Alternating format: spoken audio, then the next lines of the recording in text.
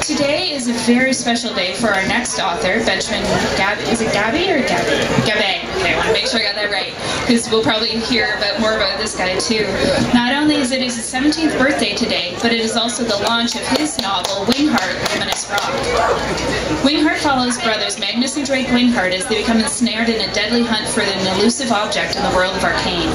The novel is the first in a planned trilogy and weaves magic, technology, and science in a tapestry that's somewhere between fantasy and reality. When he's not writing, Benjamin enjoys music, photography, digital art, and web design, and he's also a passionate student of classical piano and composition. Benjamin belongs to a teen writing group in North York Central Library and is a member of the Toronto Public Library's Editorial Youth Advisory Group. So please welcome Benjamin.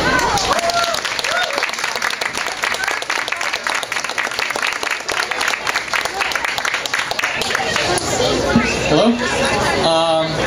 I will be reading from my book, Wingheart, Luminous Rock. I would love to talk to you about it later if you're interested. My booth is right down that way, Arcane Books, number 188.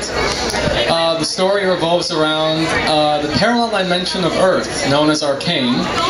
And I will be reading an excerpt from chapter 17, which is pretty much a conversation between three antagonists. I hope you enjoy. Is everything clear? Medivh drawled to her company. Noctel reclined his head against the tree where he sat. His expression was set with languor and fashioned with malevolent intention. Clear, he droned. Across the undulating flames of the campfire, he watched Raven tinker with a metal armband nearly large enough to clinch a human neck. The demon snapped open the band by a latch and clamped it onto his mammoth left wrist, matching one he wore on his right.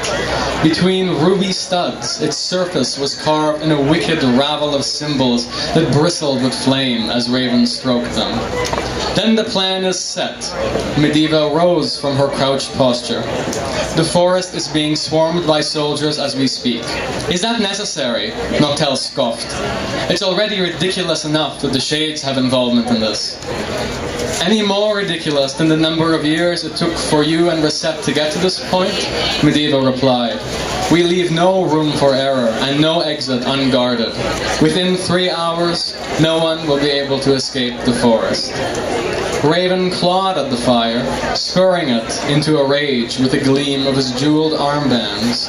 The tall flames became wreathed into a vine, which Raven snatched at its peak and spun into a lambent orb in his palms.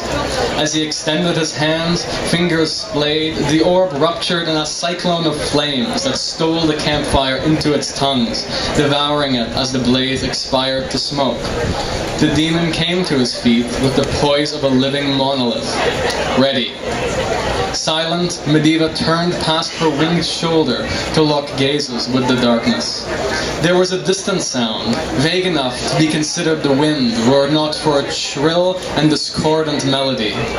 Then it repeated, a scream, like one uttered in a tortured, dying breath, and multiplied until the air shivered with pain. A black plume glided past, followed by a second, then a third. Ash whirled thick in the shadows, weaving a frayed tapestry of bone. Noctel picked up his head to see the waning moon give in to the billows of the gathering horde. The screams subsided, and the Shades came still. Medivh turned to face the others. Her subtly scintillating eyes seemed to lend the only light. She spoke as if no words had the authority to follow her own. Let's go.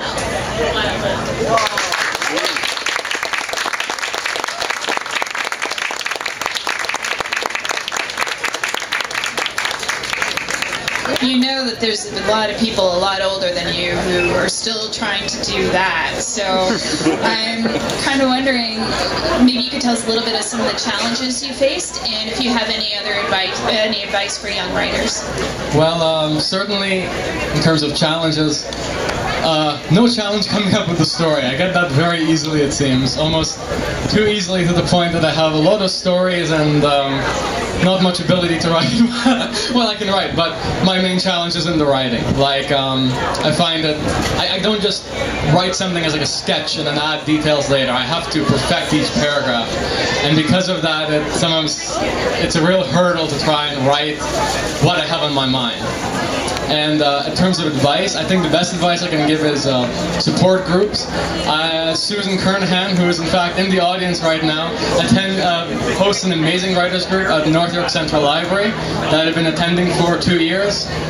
Very awesome, lots of support for budding authors, people looking to get published even. And in addition to that, there will be a awesome Young Writers Conference in October at North York Central Library that I've attended for the last couple of years. Lots of authors there, lots of help available, I think. That's the best advice I can probably give. That's great. That's really good advice. So thank you very much and congratulations.